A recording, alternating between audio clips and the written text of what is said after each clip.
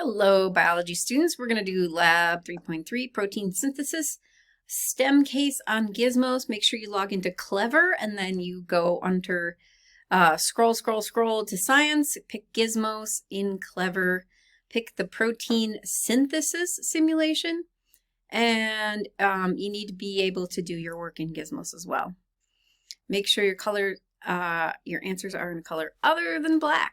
So some of the questions we're going to be looking at in this protein synthesis lab, this case study of a little girl who has a disease that we need to help figure out and cure.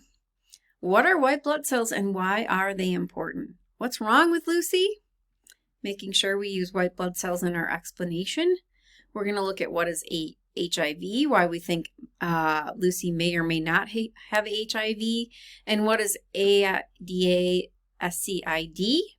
and we'll figure out what that means as we go through. So let's get started.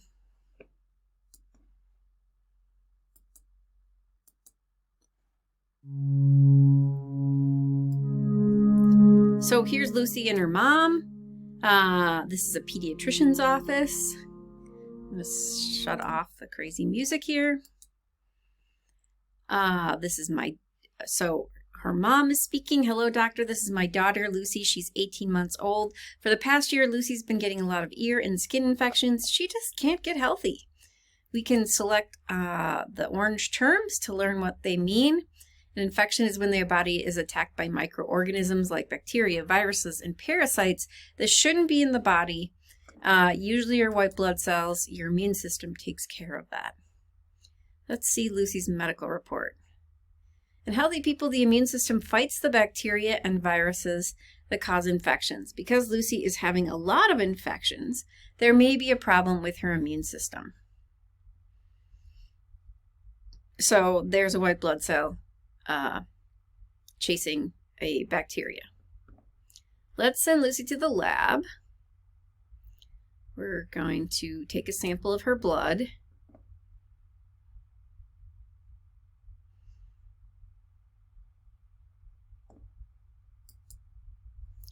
The concentration of white blood cells is called a white blood cell count, a WBC.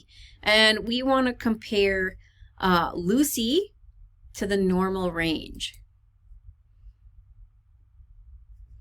So we'll get Lucy's blood here.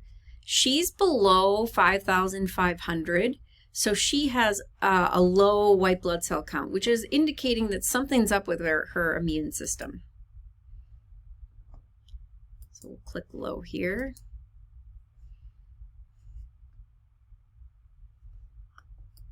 So what possibilities might give a low white count? Well, there's a number of them. She doesn't have enough white blood cells for her immune system to fight infections. When people's immune systems do not work correctly, it's called immunodeficiency. Two possibilities for human immunodeficiency virus or ADA severe combined. So Lucy could have HIV or she could have ADA-SCID. Let's figure it out. So human immunodeficiency virus is a virus that attacks white blood cells.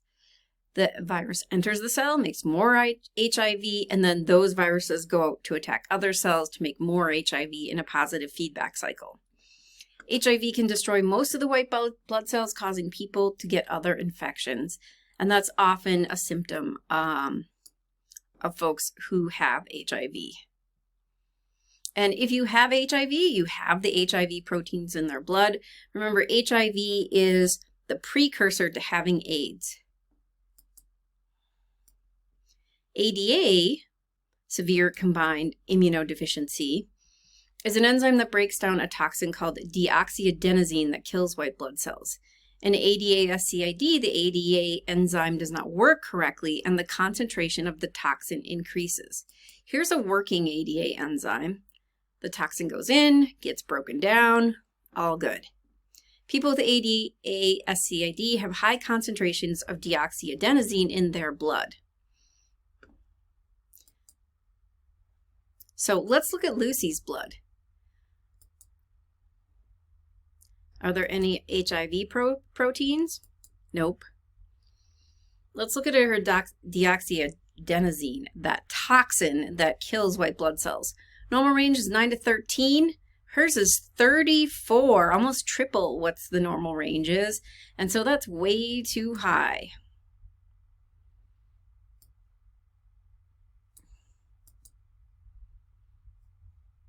So we do have a high concentration of deoxyadenosine. So let's look into ADASCID. But before we do that, let's go look at our lab sheet and see what questions we have answered so far. So what are the white blood cells and why are they important? Well, they protect us from pathogens. Pathogens are bacteria, viruses, parasites, and white blood cells, especially phagocytes, which are a particular kind of white blood cell, can actually gobble up those pathogens. What's wrong with Lucy? Her white blood cells are being impacted by deoxyadenosine, which is a toxin that is not being broken down in her body because one of her enzymes is not working. What's HIV? That's human immunodeficiency virus. It's the precursor to having AIDS. We did not find any HIV proteins in Lucy's blood, so we think she probably doesn't have HIV. What is ADASCID? That's basically the enzyme that breaks down deoxyadenosine, which is a toxin in our bodies. It's toxic to white blood cells. Normal folks like you and I have enzymes that break down that deoxyadenosine, so it doesn't impact our white blood cells. But Lucy doesn't have a working enzyme that breaks down the deoxyadenosine, so she has a high level of deoxyadenosine in her blood, which is killing her white blood cells. The ADA enzyme breaks down deoxyadenosine. I'll spell that for you. Deoxyadenosine is broken down by the ADA enzyme. Now remember, enzymes are a special class of proteins, just like mountain bikes are a special class of bikes. Not all bikes are mountain bikes, but all mountain bikes are definitely bikes.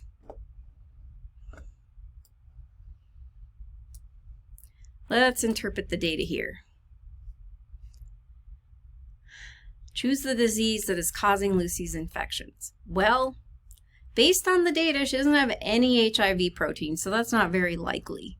So let's go with ADA-SID and see if we're right. All right. Well, now we need to learn a little bit more about protein synthesis before we can help Lucy. We're going to use the arrows to navigate through the pages. Let's do it.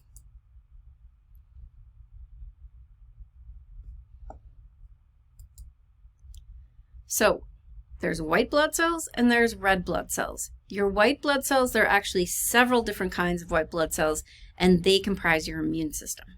Your red blood cells carry oxygen.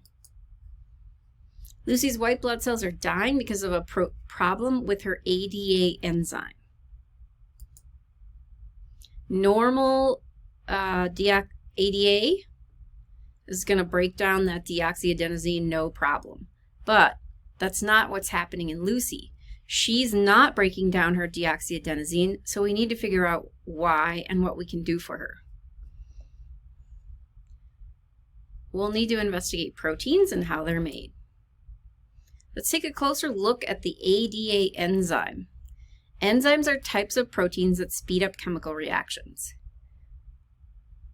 And proteins are made of smaller molecules called amino acids.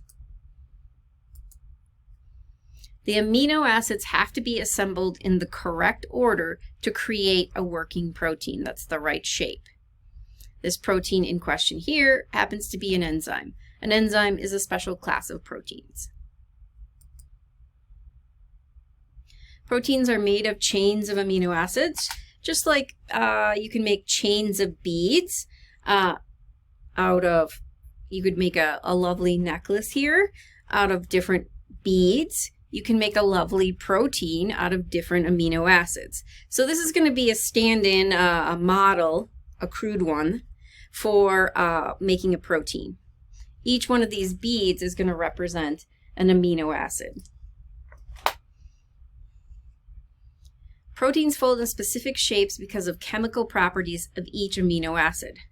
Some amino acids have side chains, and that side chain will bond with other parts of the protein to create specific configurations. There are a lot of different amino acids, so proteins can fold into many different shapes. And the shape of a protein gives it its function. So shape equals function. You lose your shape, you lose your job. You don't work anymore. And that's how it is in protein world. If you don't fold correctly, you don't work correctly, and you don't function, and you lose your job. So lose your shape, lose your job. And they fold because of the order of the amino acids. Correct order of amino acids, correct folding. The shape of a protein is very important to how it works. Lose your shape, lose your job. For example, enzymes like ADA have an active site that changes molecules. ADA's active site has a specific shape that allows the toxin to attach and be broken down. So inside the enzyme here is a very specific shape that toxin fits into so it can be broken down. Changing an amino acid in a protein will change the protein shape. If the shape of ADA's active site is changed, ADA can no longer break down the toxin.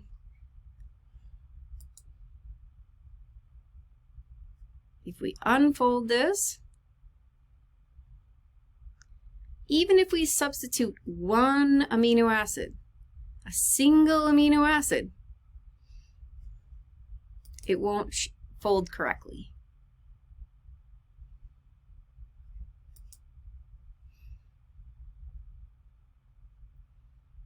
It might look like it's folding okay, but it's, especially if it's in the active site, the place where that deoxyadenosine fits perfectly in there, like a puzzle piece, it won't break down properly. It won't work properly. See, it doesn't fit and it doesn't work anymore. Lose your shape, lose your job. Every cell has detailed instructions to make each of its proteins. These instructions can be found in a cell's nucleus, in a molecule called DNA. Here's a good analogy if you get confused about DNA and RNA. Consider DNA the giant cookbook that always lives in your kitchen. And DNA basically tells you how to cook everything. It can tell you how to make every protein in your body and create every structure in your body. It hangs out in the nucleus because this is an expensive book. You don't want to get it all dirty. So this giant cookbook, the DNA, stays in the nucleus. If you want to make a protein, you copy down the single recipe that you want to make. This is easier to carry, like if you want to go to the grocery store and buy ingredients, or go over to your friend's house and make some heart cell protein. RNA copies just one recipe from the DNA and then takes it to the cytoplasm.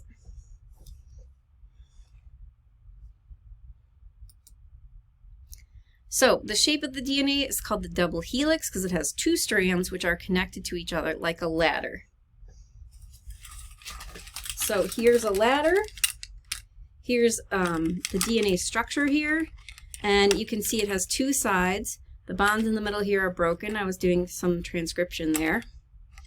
You can twist it, and it makes a lovely spiral. So it's a double helix because it makes two spirals once you twist it. So here's twisting it, here's untwisting it. You get two spirals because there's two sides to the ladder. Each strand of DNA is made up of a small molecule called nucleotides. Let's take a closer look. Here's a nucleotide.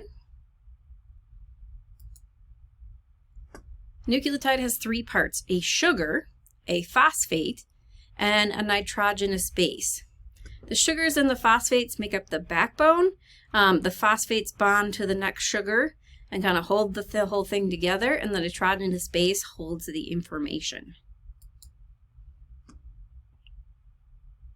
The sugar and the phosphate are the same for every nucleotide. They form the backbone, and it's the base, GCAT, that's different in the nucleotides. There's 4 kinds in DNA, G, C, A, and T. Adenine can only bind with thymine, so A only goes with T, and G only goes with C. If you just remember GCAT, you'll remember which ones go with which. GCAT, GC, AT. Which of the following is false about DNA? DNA is made up of units called nucleotides. Well, that's true. Any base pair can pair to any other base. Oh, no. A can only go with T and G can only go with C. DNA contains the instructions to make proteins. DNA is found in the cell's nucleus. You can figure that one out. In the meantime, let's go look at our lab sheet. What happens if enzymes don't fold correctly? They don't have the right shape. They can't do their job. Lose your shape, lose your job. What happens if you swap out a different amino acid? You have a bad shape. You cannot make the correct shape if you swap out an amino acid and then the protein doesn't work anymore. DNA is called a double helix because it's got 2 spirals. When you twist it, each side has a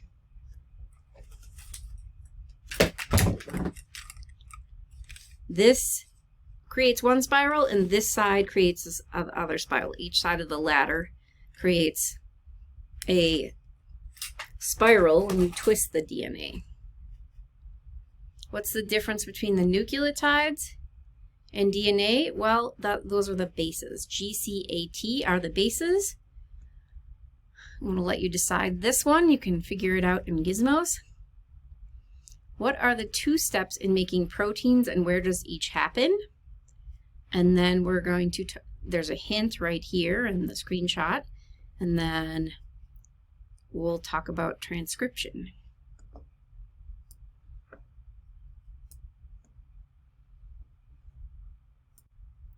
Making proteins, protein synthesis from genes has 2 steps.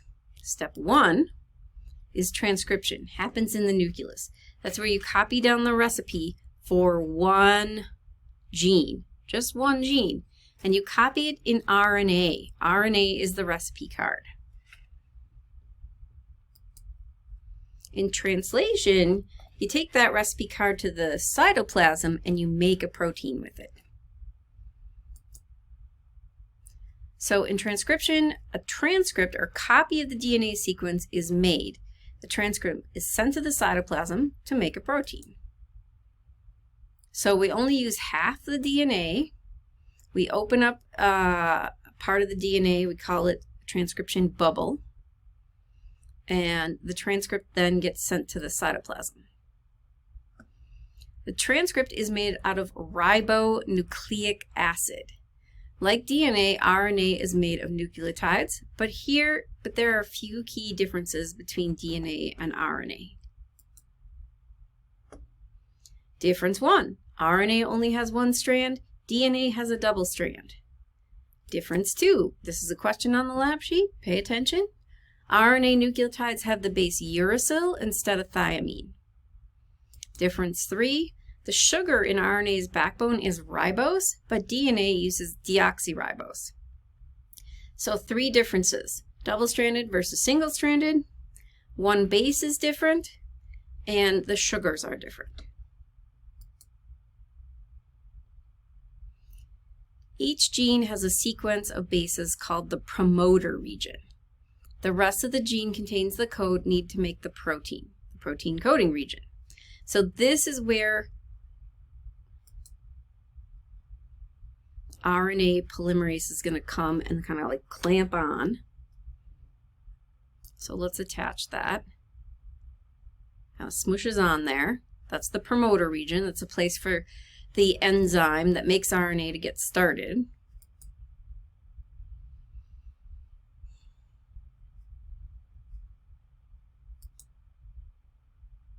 So you separate DNA, and that's what I was talking about before.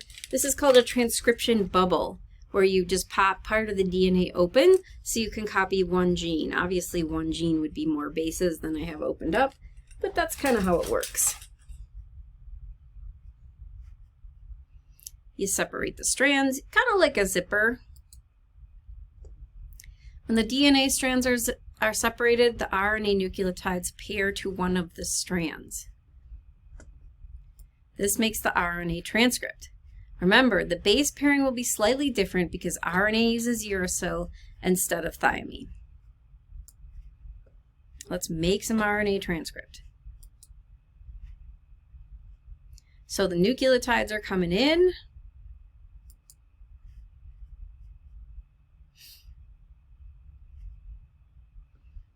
And now we have to drag the correct RNA bases to their matching DNA bases. Remember, guanine binds with cytosine and adenine binds with uracil. And I'm going to let you do this part. So now that we've matched up our nucleotides, RNA polymerase forms bonds, links between the nucleotides to create the RNA transcript. Poly means many, mer means unit, and ase means enzyme. So RNA polymerase is an enzyme that puts together many RNA units.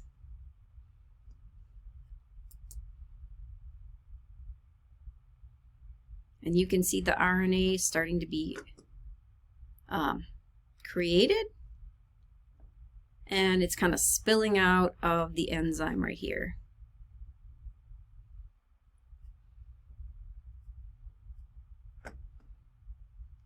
Basically, what's happening is you have your DNA is kind of like a zipper. The nucleotides will separate right down the middle. You use half of the old DNA, or use half of the DNA. So you use one strand, one part of the DNA, and you build an RNA on that DNA. So we've just built part of the DNA into an RNA. And then you unzip it, you take it off the DNA, this goes out to the cytoplasm, that's our RNA, and the DNA just zips itself right back up and stays in the nucleus minding its own business and staying clean and away from lots of enzymes in the cytoplasm.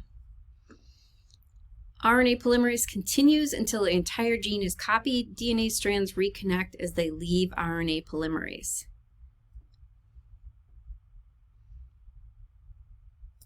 Let's finish transcription here.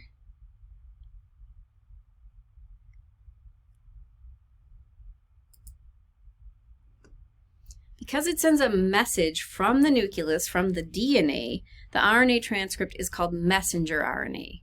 The mRNA leaves the nucleus through a pore in the membrane of the nucleus, which is called a nuclear pore. It's basically like a door in the nuclear membrane that will only let mRNA through.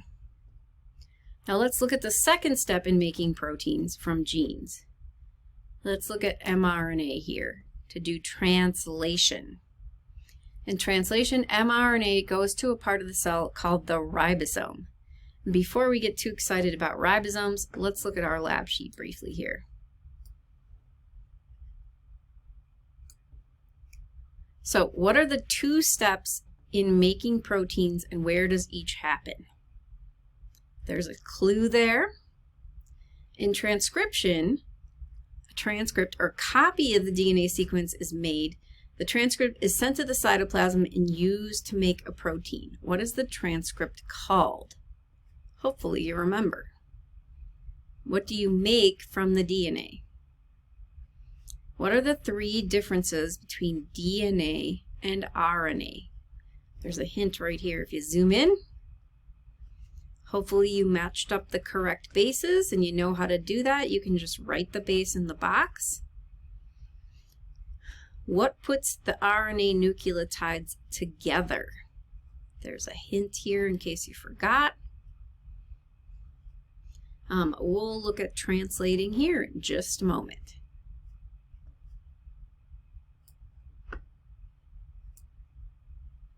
So let's send this mRNA message, mRNA transcript to the ribosome. And let's investigate this ribosome here.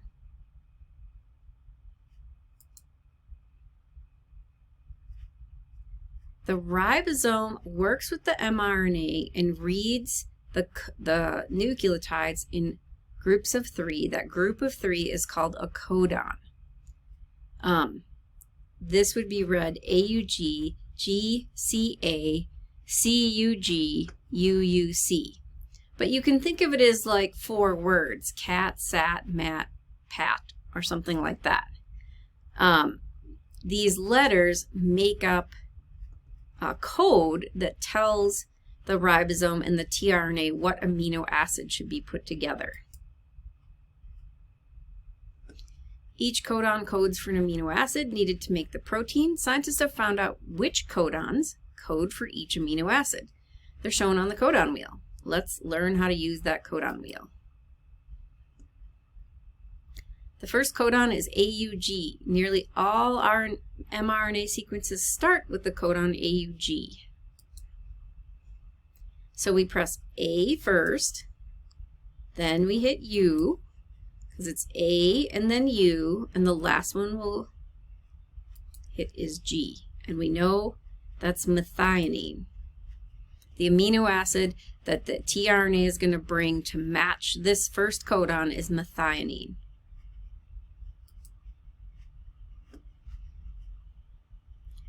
I'm going to let you do the rest of the amino acids, and I'll see you in part 2. Remember, click the first base first, then the second row will appear, and you click that, and then you click the third base when the third row of options appears.